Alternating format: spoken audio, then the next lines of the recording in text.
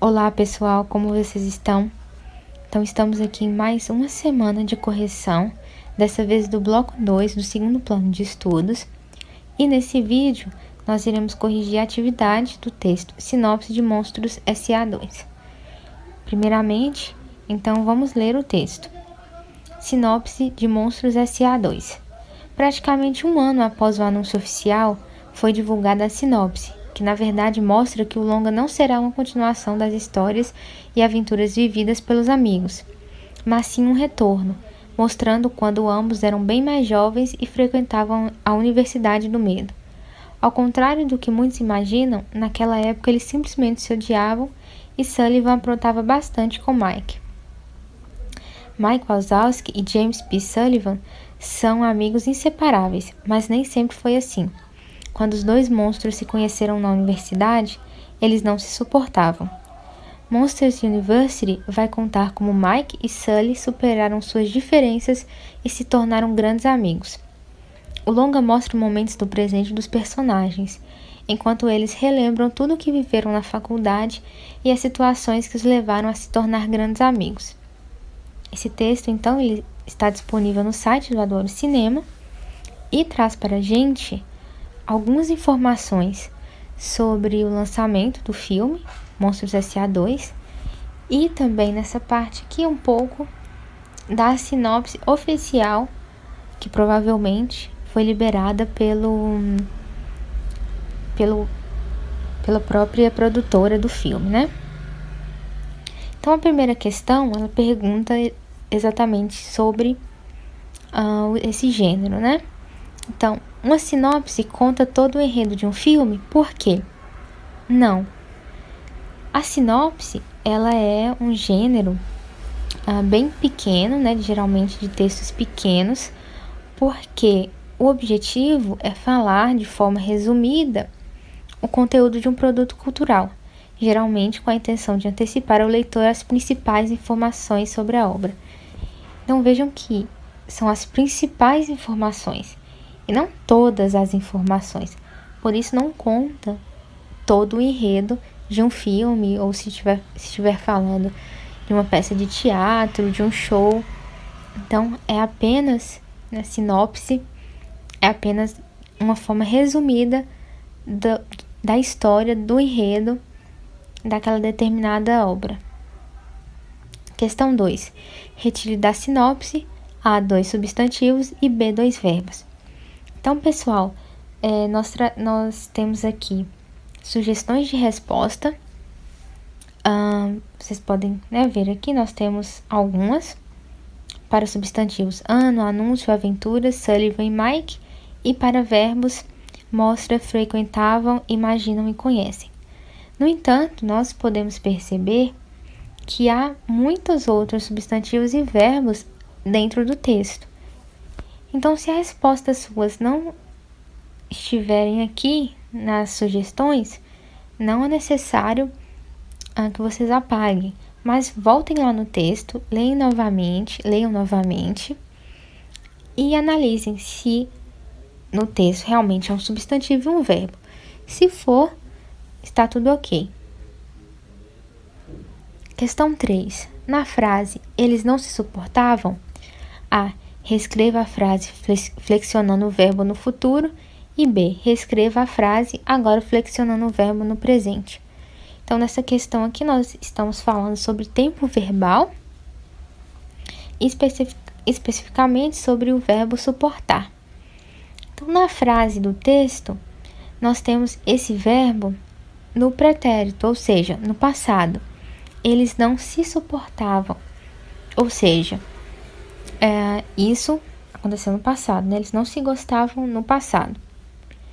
E como ficaria então essa frase agora no verbo no tempo futuro, né? Eles não se suportarão. Então o verbo ele vai passar de suportavam para suportarão. E a gente pode pensar que o futuro dos verbos geralmente é dessa forma, né? Se a gente colocasse, por exemplo, o verbo amar, nessa mesma frase, eles não se amarão, se a gente for flexionar o verbo todo, em todas as pessoas, no modo futuro, eu amarei, tu amarás, ele amará, nós amaremos, vós amareis, eles amarão. Então, essa é a forma básica, né, dos verbos no futuro. Eles não se suportarão, então, é a resposta. B. Reescreva a frase agora flexionando no presente. E no presente, como que vai ficar? Eles não se suportam. O presente geralmente é o tempo mais fácil, né, gente, de pensar. Porque é o que a gente geralmente usa e ele não tem muitas complicações. Então, se a gente flexionar esse verbo em todas as pessoas. Eu suporto, tu suportas, ele suporta, nós suportamos, vós suportais, eles suportam. Se vocês tiverem ainda alguma dúvida sobre essa questão de verbo, voltem lá no material, leiam novamente e qualquer coisa, perguntem nas aulas ou quando a gente tiver alguma aula pelo Meet. Questão 4. Na frase Mike e Sully superaram suas diferenças, o que irá torná-los grandes amigos, a qual termo refere-se o pronome destacado? Então, primeiro, nós podemos perceber que o pronome destacado é o los, que acompanha aqui o verbo. Nós já vimos essa questão desse tipo de pronome em atividades passadas, mas nessa daqui, a questão quer que a gente diga a qual outra palavra ou palavras do texto esse pronome se refere. Por quê? Eu uso esses pronomes para substituir uma palavra que já apareceu, para que o texto, a frase, não fique repetitivo demais.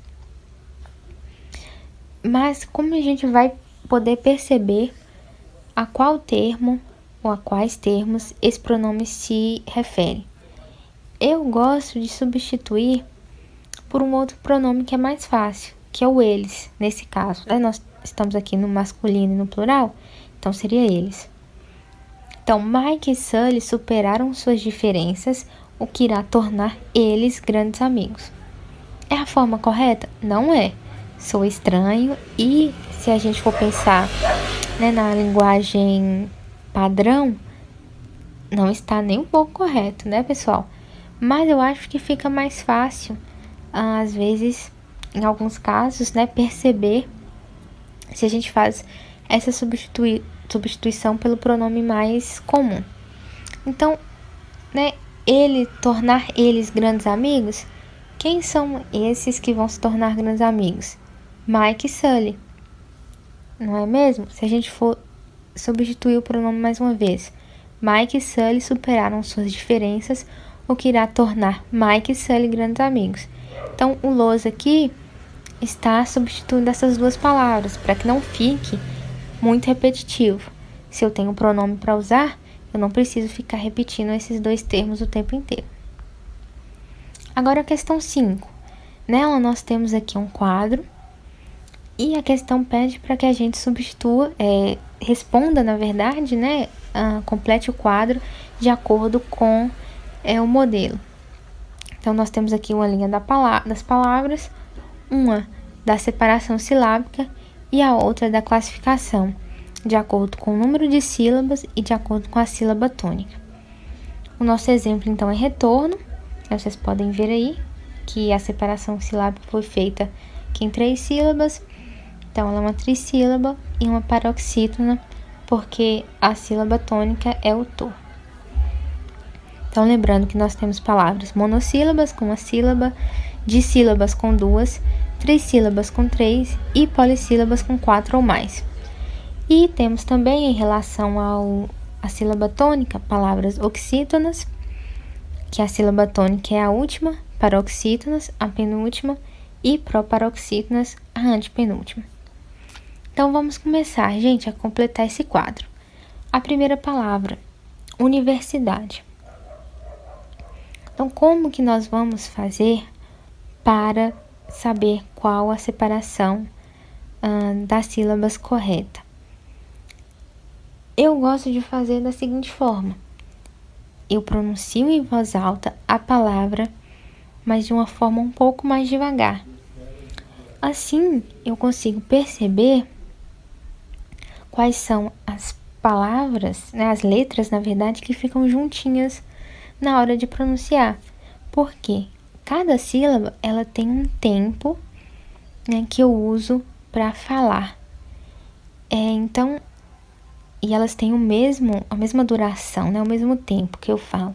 Então, essas palavras, essas letras, que eu falo no mesmo tempo, de maneira juntinha, elas são as sílabas. Por exemplo, universidade, universidade. Então, vejam que a separação tem que ficar assim. Todas essas letras aqui, nessas sílabas que estão separadas dessa forma, eu falo elas com a mesma duração. Eu não posso juntar, por exemplo, na separação silábica, o U com o NI, porque a palavra é universidade e não universidade. Então vejam que o U e o NI, eles têm a mesma duração quando eu falo. Vocês podem falar em voz alta em casa também para perceberem isso. Universidade e não universidade. Da mesma maneira, eu não posso juntar nenhuma outra sílaba, como por exemplo, DAID, universidade, universidade. Não é assim, soa muito engraçado até, né? Então, a gente percebe que o DA e o DI, elas têm a mesma duração. Então, são sílabas separadas, sílabas diferentes. Nós temos, então, aqui 6 sílabas, ou seja, polissílaba, né? Tem 4 sílabas ou mais, é polissílaba. E qual a paroxítona? De novo, como eu faço para saber qual a sílaba mais tônica? Qual a sílaba tônica, né? Melhor dizendo. Nós temos aquele velho truque de chamar a palavra, né? Por exemplo, universidade. Aí assim eu sei qual que é a sílaba tônica. No entanto, eu acho que essa não é uma boa forma, não é sempre que dá certo. Eu acho que falar a palavra em voz alta, a gente consegue perceber qual que é a sílaba mais tônica. Por exemplo, mais forte, né? Universidade, universidade. Então percebam que não é universidade. Então não pode ser o si. Eu falo universidade, universidade. Então, qual é a mais forte? Da. Então, vejam que não tem necessidade de eu chamar a palavra. Só pronunciando ela em voz alta, eu consigo perceber qual é a mais forte. Que eu pronuncio, né? Sai, assim, da minha garganta de maneira mais forte. Se ela é da, a penúltima sílaba, então, paroxítona. A outra palavra, suportavam. Novamente, façam em casa, falem a palavra de maneira mais devagar para perceber, né, como é a divisão silábica, qual tempo, né, as sílabas estão divididas de acordo com isso que eu disse. Né, cada uma tem a mesma duração na hora de pronunciar. Suportavam, suportavam. Eu tenho de novo, então, 4 sílabas, de novo não, né, gente? Perdão. Uma polissílaba de novo, mas dessa vez com 4 sílabas. Qual é a sílaba tônica? Suportavam. Então, não é suportavam. O vão não é a sílaba tônica. Não é suportavam. Suportavam. Também não é o pó. Suportavam. Ou seja, o tá, penúltima sílaba, paroxítona. Tornar. Essa é uma palavrinha menor, então fica até mais fácil, né, de perceber aí a duração de cada sílaba. Tornar. 2 sílabas. Ou seja, dissílaba. Qual a sílaba tônica? Tornar. Não é tornar. É tornar. Então, a última sílaba é tônica, oxítona. Lugar. Novamente, uma palavrinha menor. Lugar. 2 sílabas, né, pessoal? Não tem como juntar em uma sílaba só, não é monossílaba, né? Lugar, dissílaba.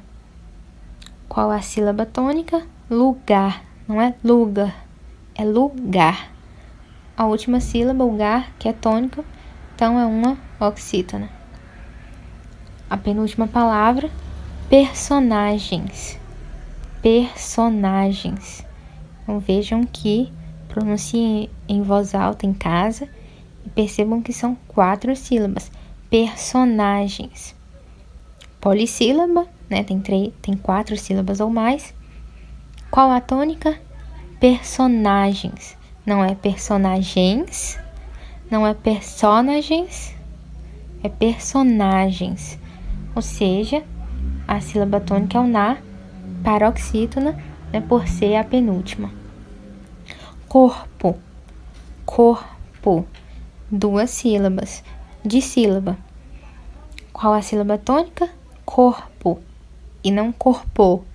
Então não pode ser o po, tem que ser o cor, que é a nossa sílaba mais forte. Novamente, uma paroxítona.